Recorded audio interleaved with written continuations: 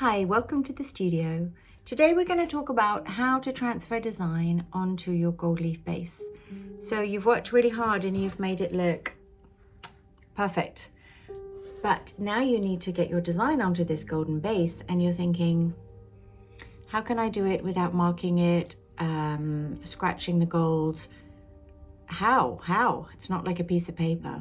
So today I'm going to go through with you a few of my favorite techniques and hopefully there might be one or two that you want to try yourself. Let's do it. Okay, so I've got two previously gold leaf canvases, and one I'm just going to mess about on and the other one I'm going to try and make look perfect.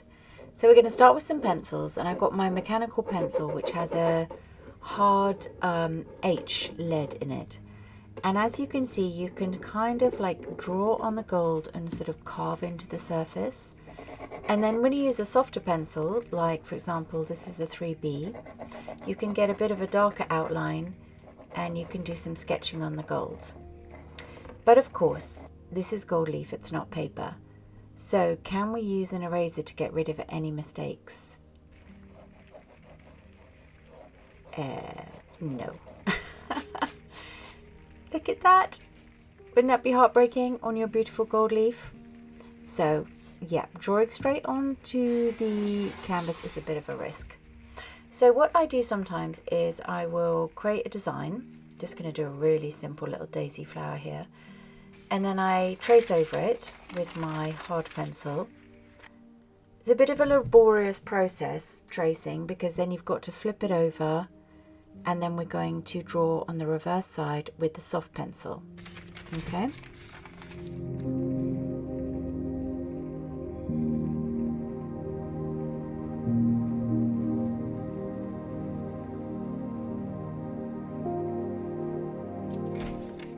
Then you can take your tracing paper and you can place the design where you want it on your canvas, and you can flip it over so the dark side is down onto the gold, and you can literally press that black pencil lead through with your sharper pencil.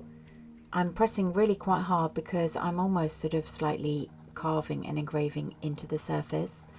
And then when you lift up the tracing paper, you will be able to see a very delicate outline of your drawing.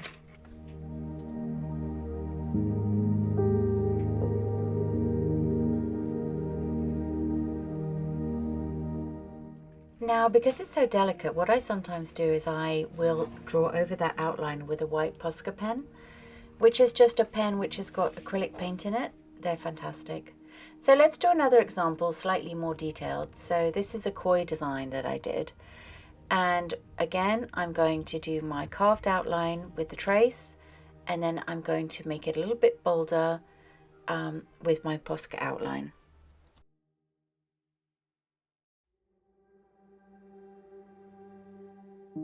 Of course, if you're feeling really brave, you can just draw straight onto the gold leaf with your Posca pen and it shows up beautifully.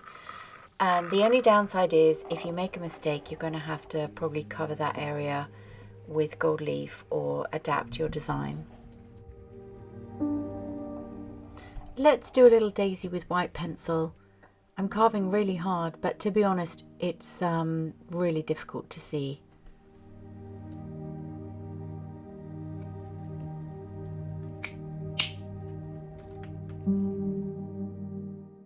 Now I'm going to show you how to draw onto the gold with paint.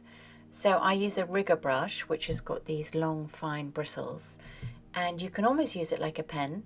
And look how you can create swooping lines with it. I love it. I'm obsessed with a rigger brush.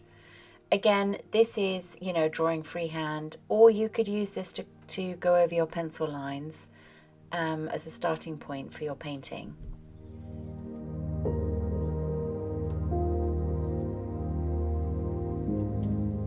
If you've watched any of my videos before, you know that I'm a little bit obsessed with cherry blossom.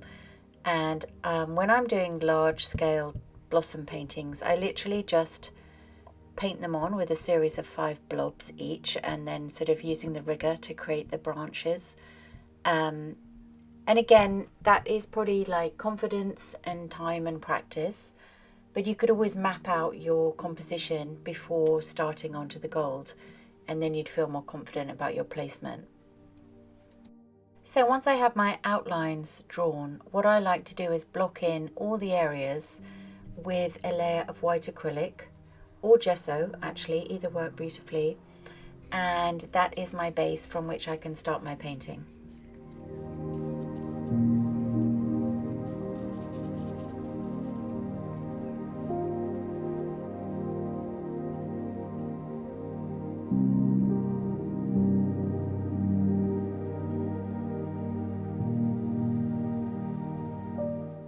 Now let's have a look and see how using white chalk works over the gold leaf surface.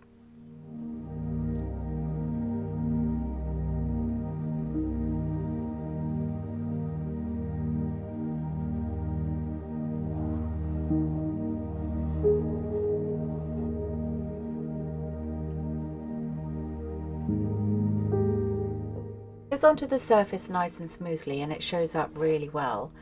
My only issue with it is that if I wanted to, use a cloth to rub something away if I made a mistake, I do think it's a bit risky because it kind of leaves a little residue on the gold leaf. And I don't know if you can see it here in the video. It's ever so slightly creating a dulled area. So it's not my favorite technique. But let me know if you like using it. I don't know. I don't think it's for me. Do you ever use a hairdryer in your artwork? Honestly, I use it all the time and it's so helpful. Obviously, acrylics do dry really quickly, but I want to continue with my experiment, so I'm just going to speed up the drying process by giving the whole thing a little zhuzh.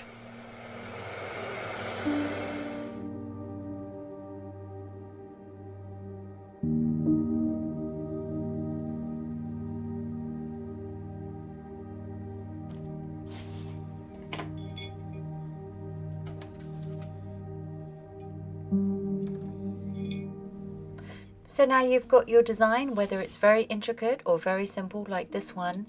And then what you have is a nice opaque base. So when you start painting your layers of acrylics, you'll find the colours immediately look quite strong and vivid. And obviously with acrylics you'll need to layer them and to get texture and depth and so on. But I just find it a much easier starting point. You can paint directly onto the gold. It just takes more layers of colour. I just like psychologically having this sort of white base. That's my working area. You can use oils as well for this technique, works really well. In fact, oils actually go on brilliantly straight onto the gold. Either or works well. I hope this has been helpful. Let me know if you've tried any of these techniques or you have some other clever technique you could tell me about. And if you would like to know more about acrylic painting, if you want to develop your skills, I do actually have an online course. I will link it in the description and you can check it out and see if it's for you. Okay guys, thank you so much and I will see you again soon.